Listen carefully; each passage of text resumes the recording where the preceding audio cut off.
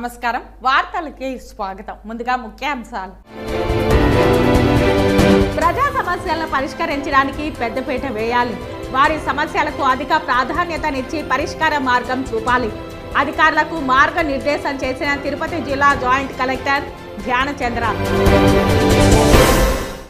ఇక వార్తల్లోని వివరాలు. ప్రజా సమస్యల పరిష్కారానికి పెద్దపీట వేయాలని, వారి సమస్యలకు అధిక ప్రాధాన్యతనిచ్చి పరిష్కార మార్గం చూపాలని తిరుపతి జిల్లా జాయింట్ కలెక్టర్ ధ్యానచంద్ర అధికారులకు మార్గనిర్దేశం చేశారు. ప్రజా సమస్యలను పరిష్కరించడానికి రాష్ట్ర ప్రభుత్వం ప్రతిష్టాత్మకంగా తీసుకొని మీకోసం ప్రజా సమస్యల పరిష్కార వేదిక అనే కార్యక్రమాన్ని ప్రతి సోమవారం నిర్వహిస్తూ వస్తోంది. ఈ కార్యక్రమంలో భాగంగా జిల్లా నలుమూలల నుండి తమ సమస్యలను అర్జీ రూపంలో తీసుకొచ్చారు. ప్రజల సమస్యలను జిల్లా జాయింట్ కలెక్టర్ సానుకూలంగా విని ఆయా శాఖాధిపతులను సమస్యలను త్వరితగతిన పరిష్కరించాలని, వారి సమస్యకు అధిక ప్రాధాన్యత ఇచ్చి పరిష్కార మార్గం చూపాలని దిశానిర్దేశం చేశారు. ఎడతెరిపి లేకుండా వర్షం కురుస్తున్నా ప్రజలు తమ అర్జీలను తీసుకురావడం గమనార్హం. ఈ కార్యక్రమంలో జాయింట్ కలెక్టర్ ధ్యానచంద్రతో పాటు జిల్లా రెవెన్యూ అధికారి పెంచల కిషోర్, స్పెషల్ డిప్యూటీ కలెక్టర్లు కోదండ రామిరెడ్డి, రామ్మోహన్ ప్రజల నుండి అర్జీలు స్వీకరించారు. అందరికీ నమస్కారం అండి. నేను ధ్యానచంద్ర, తిరుపతి జిల్లా జాయింట్ కలెక్టర్ మాట్లాడుతున్నాను. సో ఈరోజు మీ అందరికీ తెలిసినట్లు ప్రతి సోమవారం మనం జరుగుతున్న పబ్లిక్ గ్రీవెన్స్ రిడ్రెసల్ సిస్టమ్, దీని కింద మనము గ్రీవెన్స్ రిడ్రెసల్ అనేది కలెక్టరేట్లో తీసుకుంటాము. సో లాస్ట్ వీక్ అయితే దాదాపుగా 204 పిటిషన్స్ వచ్చినాయి. 204 పిటిషన్స్లో 203 అంటే ఆల్మోస్ట్ 99.9% మనం క్లోజ్ చేయడం జరిగింది. అలాగే ఒక 12 కేసెస్ రీఓపెన్ చేసినాము. సో ఎక్కడెక్కడ పిటిషనర్ అనేవాడు సాటిస్ఫైడ్ లేదో మళ్ళీ రీఓపెన్ చేయవచ్చు. రీఓపెన్ చేస్తే మళ్ళీ ఒకసారి పిటిషనర్ దగ్గర వెళ్ళి ఆ లొకేషన్కి వెళ్ళి వాళ్ళ పిటిషన్ మళ్ళీ విని వాళ్ళకి కన్విన్సింగ్గా మనం చేయడం జరుగుతుంది. ఈ 12 కేసెస్ కూడా చూస్తే చాలా వరకు సివిల్ డిస్ప్యూట్స్ ఉంటాయి. అంటే ఇవన్నీ కోర్టులో పెండింగ్ ఉన్నాయి కాబట్టి ఈ లెవెల్లో మనం డిసిషన్ తీసుకోలేము అనే పరిస్థితుల్లో మాత్రమే పెండింగ్ ఉంటాయి. అలాగే ఈరోజు దాదాపుగా ఇప్పుడు దాకా ఒక 120 అప్లికేషన్స్ రావడం జరిగింది. మేజర్లీ మనకి చూస్తే land related issues that 22 cases ఉండొచ్చు. అలాగే రీసర్వే అంటే సర్వే చేయించాలి అని ఒక కోరికతో చాలామంది వస్తున్నారు. అలాగే కొన్ని ఫ్యామిలీ డిస్ప్యూట్స్, అలాగే మనకి కొన్ని రేషన్ కార్డ్ సంబంధించిన issues, caste certificate issues and other department related issues కూడా రావడం జరుగుతూ ఉంది. హవెవర్ మనకి ఇక్కడ ఒక సెల్ పెట్టుకున్నాము. కంటిన్యూస్లీ మనకు అప్డేట్ చేస్తూ రోజు కూడా ప్రతి జిల్లా అధికారి కూడా మన కలెక్టరేట్ స్థాయిలో ఏమైనా పిటిషన్స్ వస్తే జిల్లా స్థాయి అధికారినే డైరెక్ట్లీ పిటిషనర్ దగ్గర వెళ్ళి వాళ్ళ మాట విని సాల్వ్ చేయడం జరుగుతుంది. వాస్తవంగా చెప్పాలంటే ఇక్కడ విఆర్ఓ స్థాయిలో లేదంటే మండల స్థాయిలోనే అన్ని గ్రీవెన్సెస్ సాల్వ్ అయిపోవాలి. బట్ జిల్లా స్థాయిలో వచ్చి కలెక్టర్ గారిని కలుస్తున్నారు అంటే జిల్లా అడ్మినిస్ట్రేషన్ అంటే జిల్లా స్థాయి అధికారి కూడా కింద వెళ్ళి సాల్వ్ చేయడం జరుగుతుంది. ఖచ్చితంగా పబ్లిక్ సాటిస్ఫాక్షన్ పెంచడానికి అనేది మనం చాలా చర్యలు తీసుకుంటున్నాము. 1 or 2 cases here and there ఏమైనా వాళ్ళు మళ్ళీ రిపిటేషన్ వస్తే లాస్ట్ టైంకి ఈ టైంకి రిపిటేటివ్ కేసెస్ చూస్తే ఒక 3 మాత్రమే రావడం జరిగింది. మళ్ళీ అది మా లెవెల్లో మాట్లాడి సాల్వ్ చేయడం కూడా జరుగుతుంది. So will take further action. Thank you. ప్రజా ఫిర్యాదుల పరిష్కారం కార్యక్రమానికి వచ్చిన ఫిర్యాదులన్నింటిపై చట్ట ప్రకారం విచారణ జరిపి నిర్దేశించిన గడువులోగా ఫిర్యాదుదారుల సమస్యలను త్వరితగతిన పరిష్కరించాలని సంబంధిత పోలీస్ అధికారులను చిత్తూరు జిల్లా ఎస్పీ మణికంఠ చందోల్ ఆదేశించారు. జిల్లా నలుమూలల నుంచి వచ్చిన ప్రజలు నేరుగా ఎస్పీ, అడిషనల్ ఎస్పీ అడ్మిన్ అరీపుల్లా మరియు దిశ డిఎస్పీ సుధాకర్ రెడ్డిని కలిసి తమ సమస్యలను విన్నవించుకున్నారు. ఈ ఫిర్యాదులకు స్పందిస్తూ త్వరితగతిన విచారణ జరిపి ఫిర్యాదులదారులకి న్యాయం చేయాలని సంబంధిత అధికారులకు ఆదేశించారు. ఈ కార్యక్రమంలో మొత్తం 37 ఫిర్యాదులు అందాయని, వాటి వివరాలు కుటుంబ తగాదాలకు సంబంధించి 3, వేధింపులు 4, డబ్బు తగాదాలకు సంబంధించి 9, భూ తగాదాలకు సంబంధించి 16, ఆస్తి తగాదాలకు సంబంధించి 5 ఫిర్యాదులు అందాయని ఈ సందర్భంగా తెలిపారు. ఒక్కొక్కటిగా వైసీపీ అరాచకాలు బయటపడుతున్నాయి. సామాన్యులపై వైసీపీ చేసిన అరాచకాలను బాధితులు మీడియా ముందుకొచ్చి తమ గోడును వెళ్లబోసుకుంటున్నారు. ఈ క్రమంలో వైసీపీ బాధితుడు రుద్రగోపి మీడియాకు తెలిపిన వివరాలు ఇలా ఉన్నాయి. 2019 తిరుపతి అర్బన్ మంగళం పరిధిలో టీడీపీ కోఆర్డినేటర్గా చురుకుగా తిరుగుతూ పులివర్తి నాని గెలుపు కోసం పాటుపడ్డానని అన్నారు. అదే సమయంలో వైసీపీ నాయకుడైన ఎర్రచందనం స్మగ్లర్ వసంత్ అశోక్ కుమార్ రెడ్డి ఆగడాలను ఎదిరించేవాడినని అన్నారు. అయితే 2019లో పులివర్తి నాని ఓడిపోవడంతో ఇదే అదునుగా భావించి వైసీపీ నాయకుడు దాదాపుగా ₹1 కోటి విలువైన తన సొంత ఇంటిని రౌడీ మోకలతో కలిసి దౌర్జన్యం చేసి తన భార్య పిల్లలను సైతం ఇంటి నుండి నెట్టివేసి కేవలం 44 లక్షలకు తీసుకున్నారని కన్నీటి పర్యంతమయ్యాడు. తన ఇంటిని తనకు తిరిగి ఇప్పించాలని జాయింట్ కలెక్టర్ ధ్యానచంద్రకు తన బాధను అర్జీ రూపంలో వివరించుకున్నాడు. తన అర్జీని జాయింట్ కలెక్టర్ సానుకూలంగా విన్నారు. మాది తిరుపతి రోడ్ల మండలం వెంకటేశ్వర కాలనీ, ప్రజెంట్ ఇప్పుడు సప్తగిరి కాలనీ పంచాయతీ. అది నేను 2019 వరకు తెలుగుదేశం పార్టీ పులివర్తి నాని అన్న గారికి పనిచేశానని వైసీపీ అధికారులకు వచ్చిన తర్వాత అక్కడే స్థానికంగా ఉన్న ఎర్రచందనం స్మగ్లరు, రౌడీ షీటరు, ఆ సప్తగిరి కాలనీ ఉప సర్పంచ్, మాజీ ఎంపీడీసీ అశోక్ రెడ్డి, అతను వైసీపీ నాయకుడు. నేను అతని గురించి పదే తెలుగుదేశం పార్టీ తరఫున పోరాటం చేశాననేసి, స్థానికంగా బలంగా ఉన్నాననేసి మా ఇంటిని ఫస్ట్ కాంపౌండ్ వాళ్ళు కూల్చడం జరిగింది. అదేవిధంగా కరెంట్ పోలు జేసీపీతో గుద్దేయడం జరిగింది. అదేవిధంగా వాటర్ లైన్ కట్ చేయడం జరిగింది. మా ఇల్లు ఫారెస్ట్కి ఆనుకొని ఉంటుంది. అతను అధికారులు 2019 అధికారులకు వచ్చిన తర్వాత దాదాపు ఒక 60-70 మందిని అతని అనుచరులను ఎర్రచందనం స్మగ్లర్లను దొడుకొని వచ్చి నా మీద కత్తులతో హత్యా ప్రయత్నం చేయడం జరిగింది. నా బలవంతంగా మా ఇంటికి 3/4 భాగం ఇల్లు పోతుందనేసి ఫారెస్ట్ వాళ్ళ దగ్గర నుంచి మార్కింగ్ చేపించి నా ఇల్లు దాదాపు 44 లక్షల రూపాయలకి నా ఇల్లుని కబ్జా చేసి, నేను 2 ఆడబిడ్డలు కలవాడిని, నన్ను నా బిడ్డల్ని నా భార్యని కొట్టి తరిమేస్తే నేను రాయచూడి దగ్గర గాలివీడు ప్రాంతంలో నివాసం ఉన్న ఈ 5 ఏళ్ళు. ఇప్పుడు తెలుగుదేశం పార్టీ అధికారులకు వచ్చింది కాబట్టి కలెక్టర్ గారికి విత్ ప్రూఫ్లతో సహా అన్ని ఇవ్వడం జరిగింది. అతను గతంలో పీడీ యాక్ట్లో ఉన్నాడు. పీలేరులో ఒక కంటైనర్ లారీకి తగులుకున్నాడు. లీలామహల్ కాడ ఒక ఎస్ఐ అతను ఎర్రచందనం స్మగ్లింగ్లో పట్టుబడినాడు. అదే అనేక కేసులు ఉన్నాయి అతని మీద. కాళాశ్రీ కావచ్చు, తిరుపతి కావచ్చు, చంద్రగిరి కావచ్చు, ఈస్ట్ కావచ్చు, గాజులమండం కావచ్చు, చిత్తూరు కావచ్చు, పీలేరు కావచ్చు, కడప కావచ్చు, అనేక కేసులు ఉన్నాయి. ఒక్కొక్క ఏరియాలో ఒక్కొక్క పేరు పెట్టుకొని పిలుస్తుంటారు. ఇది ఇంతకుముందు కూడా అనేక పేపర్లో కూడా వచ్చింది. అతను బలమైన వైసీపీ నాయకుడు, చాలా మంది బాధితులు ఉన్నారు, మీ ద్వారా మాకు న్యాయం చేస్తారనేసి ఈరోజు కలెక్టర్ గారిని కలిసి కలెక్టర్ గారు కూడా బాగా స్పందించారు. వారికి ధన్యవాదాలు తెలియజేస్తూ, మీ మీడియాకు కూడా మీ సపోర్ట్ మాకు కూడా కావాలనేసి కోరుకుంటూ మీరు కూడా మాకు స్పందించి సహాయ సహకారాలు అందిస్తున్నందుకు ధన్యవాదాలు చేస్తున్నా. ఇలాంటి ఎర్రచందనం స్మగ్లర్ అశోక్ రెడ్డిని అతని పైన చర్యలు తీసుకోవాలని కోరుకుంటున్నాను. చంద్రగిరి నియోజకవర్గంలోని పేద ప్రజల ఆరోగ్య సంరక్షణ ప్రధాన లక్ష్యంగా ఎంచుకున్నట్లు ఎమ్మెల్యే పులివర్తి నాని అన్నారు. చంద్రగిరి నియోజకవర్గం తిరుపతి రూరల్ మండలంలోని వెంకటపతి నగర్లో సోమవారం స్విమ్స్ ఆధ్వర్యంలో నిర్వహించిన ఉచిత వైద్య శిబిరంలో ఎమ్మెల్యే పులివర్తి నాని పాల్గొన్నారు. చంద్రగిరి నియోజకవర్గం తిరుపతి రూరల్ మండలంలోని వెంకటపతి నగర్లో సోమవారం స్విమ్స్ ఆధ్వర్యంలో నిర్వహించిన ఉచిత వైద్య శిబిరంలో ఎమ్మెల్యే నాని పాల్గొన్నారు. వైద్యులు ప్రజలకు ఉచితంగా వివిధ రకాల వైద్య పరీక్షలు నిర్వహించారు. ఉచితంగా మందులు పంపిణీ చేశారు. వైద్యం అవసరమైన వారిని గుర్తించి ఆసుపత్రికి రెఫర్ చేశారు. ఈ సందర్భంగా ఎమ్మెల్యే పులివర్తి నాని మాట్లాడుతూ, వర్షాకాలం ప్రారంభమైనందున నియోజకవర్గంలోని అన్ని మండలాలలో వీలైనన్ని వైద్య శిబిరాలు ఏర్పాటు చేయాలన్న తన కోరికను మన్నించి చర్యలు చేపట్టిన స్విమ్స్ డైరెక్టర్ మరియు వైస్ ఛాన్సలర్ డాక్టర్ రవికుమార్కి కృతజ్ఞతలు తెలిపారు. చంద్రగిరిని ఆరోగ్యకర నియోజకవర్గంగా రూపొందించడానికి అందరి సహకారం తీసుకుంటున్నట్లు తెలిపారు. పేద ప్రజలకు ఉచిత వైద్యాన్ని అందించడానికి స్విమ్స్ ఆసుపత్రి సహకారం కావాలన్నారు. ఎవరికైనా వైద్యానికి పెద్ద మొత్తంలో ఖర్చయితే ముఖ్యమంత్రి సహాయ నిధి నుంచి కూడా తాను నిధులను మంజూరు చేయడానికి కృషి చేయనున్నట్లు చెప్పారు. చంద్రగిరి నియోజకవర్గంలో ప్రజలు ఎప్పటికప్పుడు పరిసరాల పారిశుద్ధ్యం, వ్యక్తిగత పరిశుభ్రత పాటిస్తూ ఆరోగ్యాన్ని సంరక్షించుకోవాల్సిన అవసరం ఉందన్నారు. వర్షాకాలం ప్రారంభమైన దృష్ట్యా ప్రతి ఒక్కరూ వైద్యులు చెప్పే సూచనలను పాటిస్తూ తగు జాగ్రత్తలను తీసుకోవాలన్నారు. ఈ వైద్య శిబిరంలో స్విమ్స్ డైరెక్టర్ మరియు వైస్ ఛాన్సలర్ డాక్టర్ రవికుమార్ మాట్లాడుతూ, ఎమ్మెల్యే కోరిక మేరకు ఉచిత వైద్య శిబిరాలను ఏర్పాటు చేయడానికి చర్యలు తీసుకుంటామని అన్నారు.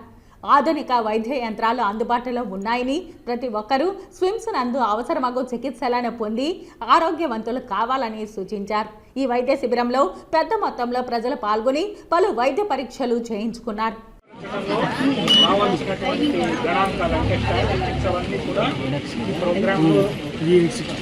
సేకరించడం జరుగుతుంది. ఇక్కడ మామూలుగా ఉండేటువంటి ఇక్కడే చికిత్స జరుగుతుంది. ఇంకా పై చికిత్స అవసరమైన సందర్భంలో మమ్మల్ని అక్కడికి వెంకటేశ్వర వైద్య విజ్ఞాన సంస్థకి పద్మావతి మెడికల్ కాలేజీకి తీసుకెళ్ళి అక్కడ అవసరమైనటువంటి స్పెషాలిటీ సూపర్ స్పెషాలిటీ సేవలు అందించడం జరుగుతుంది. ఈ కార్యక్రమాన్ని ప్రారంభించి మన గౌరవనీయ ఎమ్మెల్యే రాణి గారికి మా స్వీన్స్ కుటుంబం అందరి తరఫున కూడా ధన్యవాదాలు తెలియజేస్తున్నాను. పద్మావతి మహిళా వైద్య కళాశాల ఏర్పాటు చేసినటువంటి ఈ ఆరోగ్య శిబిరానికి విచ్చేసినటువంటి మీ అందరికీ కూడా హార్దిక స్వాగతం. ఈ మన భారత ప్రభుత్వము, మన రాష్ట్ర ప్రభుత్వము ఈ తరఫున ఈ కార్యక్రమం ఏర్పాటు చేయడం జరిగింది.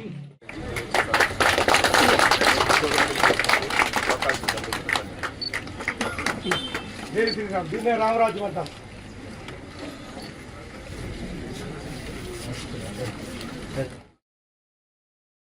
తమిళనాడు రాష్ట్ర ముఖ్యమంత్రిగా, పార్లమెంటు సభ్యునిగా, జనహృదయ నేతగా, పేద బడుగు బలహీన వర్గాల ఆశా జ్యోతిగా తనకంటూ ప్రత్యేక స్థానాన్ని తమిళనాట ప్రజల హృదయాలలో చిరస్థాయిగా సంపాదించుకున్న సామాజిక తత్వవేత్త కామరాజ్ నాడార్ అని బీజేపీ నేత నవీన్ కుమార్ రెడ్డి కొనియాడారు.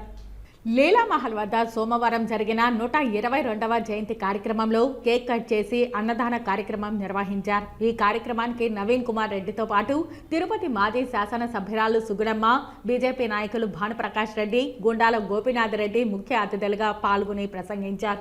తిరుపతిలో నాడార్ల సంఘం రాష్ట్ర చీఫ్ సెక్రటరీ కిరణ్ కుమార్, తిరుపతి జిల్లా అధ్యక్షులు ఆనంద్ ఆధ్వర్యంలో పెద్ద సంఖ్యలో సంఘం సభ్యులు పాల్గొని చిత్రపటానికి పూలమాల వేసి ఘన నివాళి అర్పించారు.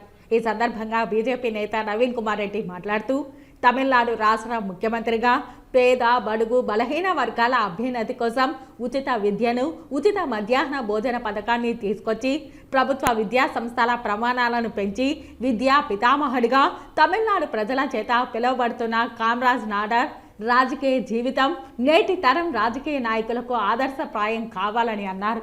భారతరత్న అవార్డు గ్రహీతగా, భారతదేశ స్వాతంత్ర ఉద్యమంలో కార్యకర్తగా కీలక పాత్ర పోషించిన వ్యక్తి, క్విట్ ఇండియా ఉద్యమంలో జైలు జీవితం గడిపి దేశం కోసం బ్రహ్మచారిగా నిస్వార్థ సేవలు అందించిన మహనీయులు కామరాజ్ నాడార్ సేవలు చిరస్మరణీయమని, వారు సమాజ హితం కోసం చేసిన సంస్కరణలను నేటి తరం రాజకీయ నాయకులు ఆదర్శంగా తీసుకోవాలని అన్నారు.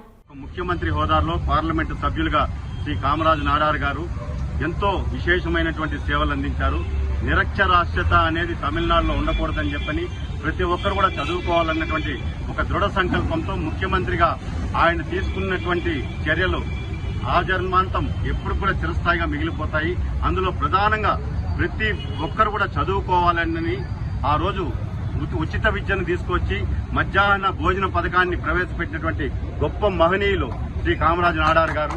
ఎందుకంటే ప్రతి ఒక్కరూ చదువుకుంటే ఈరోజు సమాజంలో సముచితమైనటువంటి స్థానాన్ని అందుకోగలరని చెప్పని, ఆ చదువు లేని కారణంగా తాను ఎదుర్కొన్నటువంటి సమస్యలు ఆ రాష్ట్రంలో ఉన్న ప్రజలు ఎవరికి రాకూడదన్నటువంటి ఒక సంకల్పంతో ఆయన చేశారు.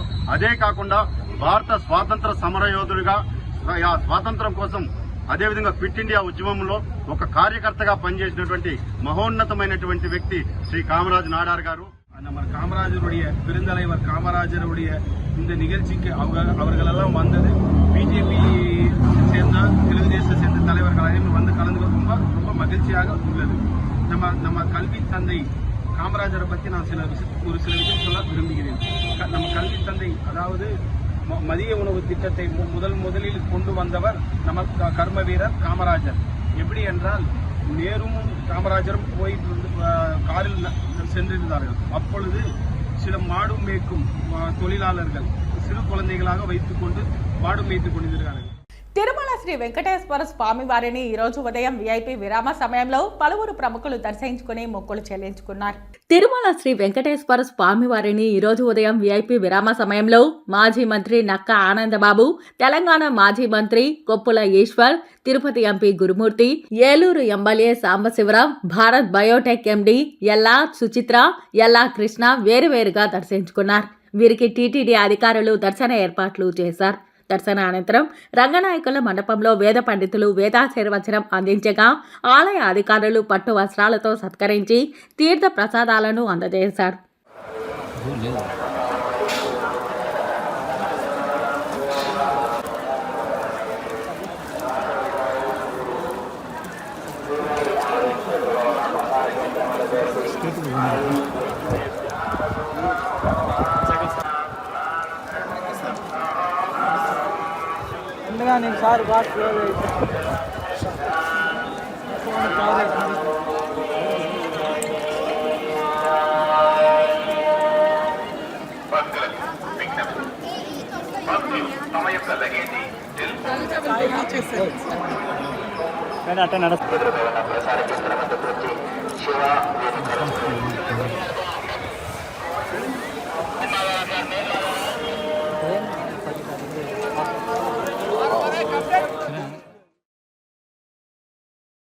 కుప్పం మండల పరిధిలోని అడవి బుదుగూరు నుండి శివనందపురం వయా యానాదిపురం బస్సు సర్వీసును కుప్పం టీడీపీ ఇన్ఛార్జ్ మణిరత్నం ప్రారంభించారు. ఈ సందర్భంగా వారు మాట్లాడుతూ గత ప్రభుత్వ హయాంలో అనేక బస్సు సర్వీసులను ఆపేశారని తెలిపారు. చంద్రబాబు నాయుడు ముఖ్యమంత్రి అయ్యాక కుప్పం నియోజకవర్గంలో నిలిచిపోయిన ఆర్టీసీ బస్సు సర్వీసులను పునః ప్రారంభించడం జరిగిందని అన్నారు. కుప్పం నియోజకవర్గ అభివృద్ధి సీఎం చంద్రబాబుతోనే సాధ్యమని తెలిపారు. ఈ కార్యక్రమంలో టీడీపీ నేతలు మరియు తదితరులు పాల్గొన్నారు. ఈరోజు చాలా సంతోషంగా ఉంది. మన కుప్పం మండలం అడవి బూదుగూరు కొట్టాలూరు సంబంధించి ఈ అడవి ప్రాంతంలో అడవి బూదుగూరు నుంచి వినాయకపురం, కడిచి కొట్టాలు, అదేవిధంగా గుడ్డప్ప కొట్టాలు, యానాదిపురం, బలరాం కొట్టాలు, అదేవిధంగా మన శివానందపురం తమిళనాడు బార్డర్ వరకు ఈ రోడ్డు అనేది గతంలో చంద్రబాబు నాయుడు గారు దాదాపు 10 కోట్లు ఖర్చు పెట్టి ఈ అడవి ప్రాంతంలో చాలా వెనుకబడినటువంటి ప్రాంతం, ఇక్కడ రాకపోకలు లేకుండా ఉంటే రోడ్డు వేసాం చాలా బ్రహ్మాండంగా. అదేవిధంగా ఈరోజు ప్రజలకు సౌకర్యార్థం ఆర్టీసీ బస్సు మీకు అందరికీ తెలుసు, మహిళలకు కూడా ఉచితంగా బస్సు సౌకర్యం, అదేవిధంగా స్కూల్ పిల్లలు కూడా పోయేదానికి బస్సు సౌకర్యం. చాలా మంది ఇక్కడ రైతులు, పేదవాళ్ళు, ముఖ్యంగా ఇక్కడ ఎస్సీ ఎస్టీలు ఎక్కువగా ఉన్నటువంటిది, బీసీలు ఎక్కువగా ఉన్నటువంటి ఈ ప్రాంతంలో చిన్న రైతులందరూ పండించే కూరగాయలు మార్కెట్ తీసుకోవడం కానీ, స్కూలుకు పిల్లలు వెళ్లేదాని గురించి కానీ, ఇక్కడ అందరూ కూడా గ్రామాలకు తమిళనాడు కూడా పోయే పరిస్థితి ఎక్కువ ఉంది. కాబట్టి బార్డర్ దాకా ఈ బస్సు ఆర్టీసీ బస్సు అనేది గౌరవ ముఖ్యమంత్రి గారు ఈరోజు కుప్పం నియోజకవర్గం సంబంధించి ఆయనకు చాలా బ్రహ్మాండంగా సపోర్ట్ చేసేటువంటిది. గత ఎన్నికల్లో మంచి మెజారిటీ ఇచ్చి ఆయన్ని ఎమ్మెల్యేగా గెలిపించి ముఖ్యమంత్రి మీ అందరి ఆశీస్సులతో చేశారు. కాబట్టి ఆ కృతజ్ఞతా భావంతో చేసుకుంటున్నాం. కుప్పం రెస్కో ఎండీగా సోమశేఖర్ బాధ్యతలు స్వీకరించారు. తిరుపతి ఏపీఎస్పీ డీసీఎల్ ఈఈగా పనిచేస్తున్న సోమశేఖర్ను కుప్పం రెస్కో ఎండీగా ప్రభుత్వం బదిలీ చేసింది. తిరుపతి ఎస్పీ డీసీఎల్ ఈఈగా పనిచేస్తున్న సోమశేఖర్ను కుప్పం రెస్కో ఎండీగా ప్రభుత్వం బదిలీ చేసింది. నూతన ఎండీకి సిబ్బంది ఘన స్వాగతం పలికారు. కుప్పం రెస్కో పరిధిలోని విద్యుత్ వినియోగదారులకు నాణ్యమైన విద్యుత్ అందించేందుకు చర్యలు తీసుకుంటామని అన్నారు. కుప్పం పలమనేరు జాతీయ రహదారి చిత్తూరు జిల్లా శాంతిపురం మండలం 7 మైలు వద్ద లారీ బోల్తా పడడంతో ట్రాఫిక్ అంతరాయం ఏర్పడింది. కుప్పం పలమనేరు జాతీయ రహదారి 7 మైలు వద్ద లారీ బోల్తా పడడంతో ట్రాఫిక్ అంతరాయం ఏర్పడింది. సుమారు ₹1,00,000 ఆస్తి నష్టం జరిగినట్టు పేర్కొన్నారు. ప్రమాదంలో ఎవరికీ ఎటువంటి గాయాలు జరగకపోవడంతో స్థానికులు ఊపిరి పీల్చుకున్నారు.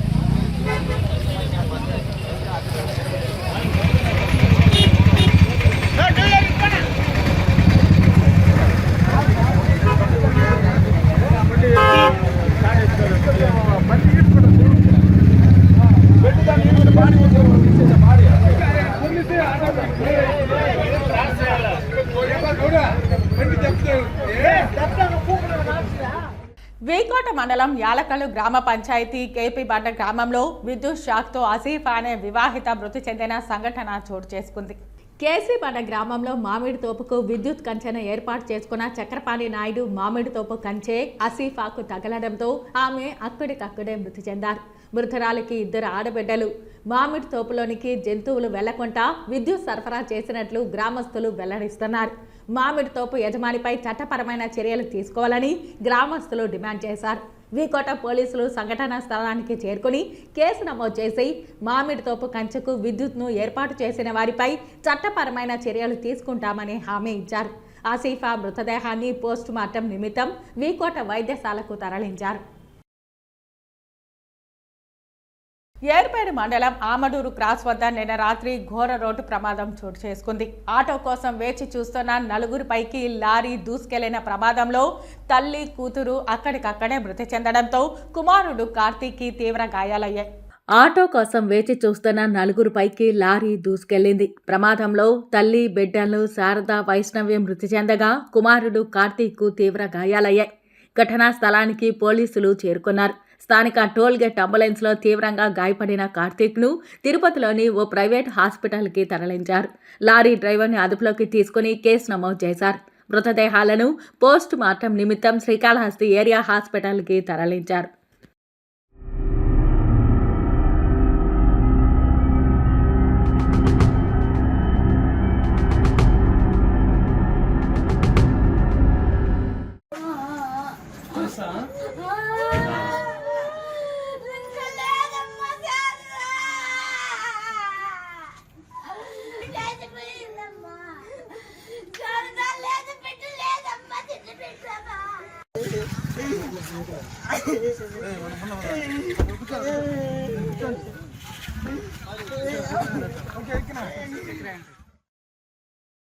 వార్తలు ముగించే ముందు ముఖ్యాంశాలు మరోసారి.